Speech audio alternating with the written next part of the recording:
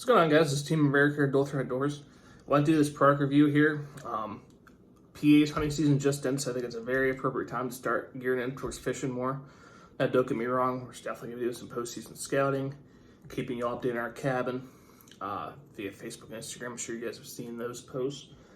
But, you know, it's time to really, I've been really getting through my tackle, getting rods and reels around, ordering a few new ones, which I'll be getting to soon. But what I want to talk to today is fishing line. You know, I like having quality stuff, don't get me wrong, but if I had to go cheap with everything, if I didn't have the budget, the one thing I would go high quality with would be fishing line. I'm going to talk about why here in a minute. Product I'm giving you guys today is on a line I've trusted the last at least, 8-9 years. Seaguar Invisx. Now, I have a box of 4, a box of 6 and 200-yard spools, and a 600-yard spool 15.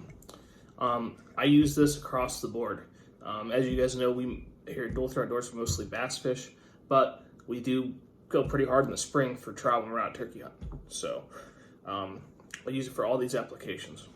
So for trout, 4 and 6 is basically all I use. The 4 I use for live bait or like a really small spin or something like that, either on the big creeks with a 6-foot light action rod, or on the real little streams with a 5-foot ultralight. That's what I use 4 for. I've used first of all, I use fluorocarbon for everything just because fluorocarbon is invisible. There are times where I use braid to leader, Seaguar Smackdown braid, so I'm talking about the fluorocarbon today. Fluorocarbon is invisible to fish, so if you're fishing gin clear water, which is very common, not only during trout season, but especially during bass season, especially a year like 2020, where we had dry, no rain for all summer long. So it was a huge finesse game. But yeah, fluorocarbon is invisible underwater, and in my opinion, what separates this from other fluorocarbons is the biggest thing I've seen is strength and sensitivity. You know, obviously, if you have a braided leader, you're going to get the most sensitivity. But even for straight fluoro, I've tried other brands.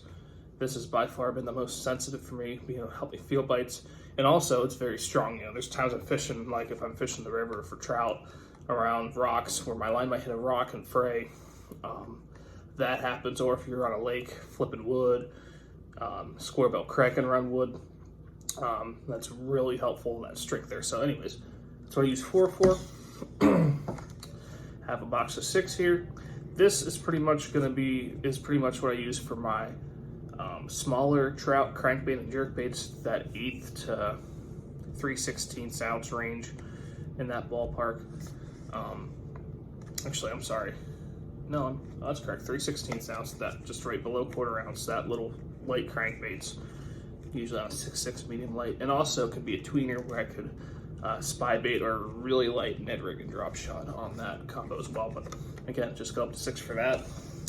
I don't have any 8 in front of me, but 8's a real workhorse for me when I'm bass fishing, finessing, whether I'm Ned rigging, Senko fishing, tube fishing, 1/8 ounce finesse jig fishing. I'm using 8-pound.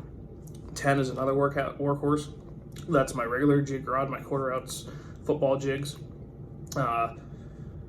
Small crankbaits, that 1/4 ounce, you know, usually my round bills, like my 1/4 ounce, my DT4s, and my jointed shad wraps, my jerk bait rod.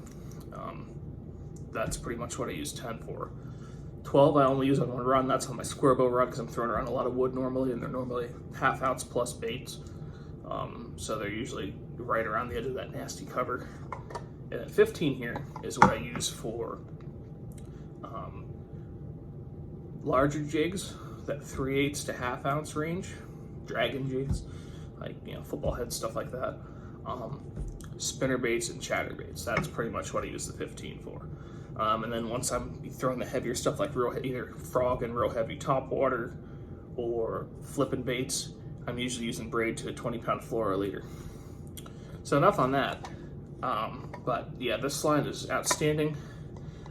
Seaguar does make a Tatsu, which is probably, I haven't used it to be honest with you, a little higher quality, but I haven't seen a reason to upgrade. I've never, knock on wood, never had a fish break me off on this. Unless it was something I did with like a bad knot, which is my fault, that's not the line's fault. Like when I've used to fish them out, I've had I've had fish just, I had a bad spot line, it just broke.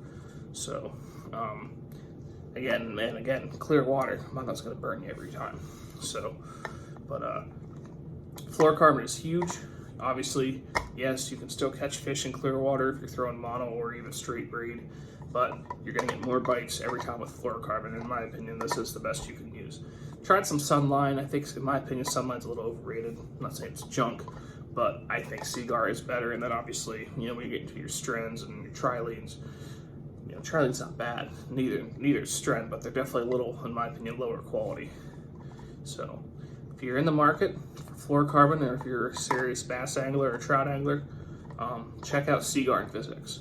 A little, probably above average price, but there's other models of Seaguar and other lines that are more expensive, but it's going to get you some great results. So check out Seaguar Invisx Florocarbon. Great line, and that's what we trust here at Dual Threat Outdoors. Thank you for watching this Dual Threat Outdoors video. If you like this video, be sure to leave it a like, share with your friends, and subscribe to our channel if you haven't already. Also, be sure to follow us on Facebook and Instagram for more Dual Threat Outdoors content.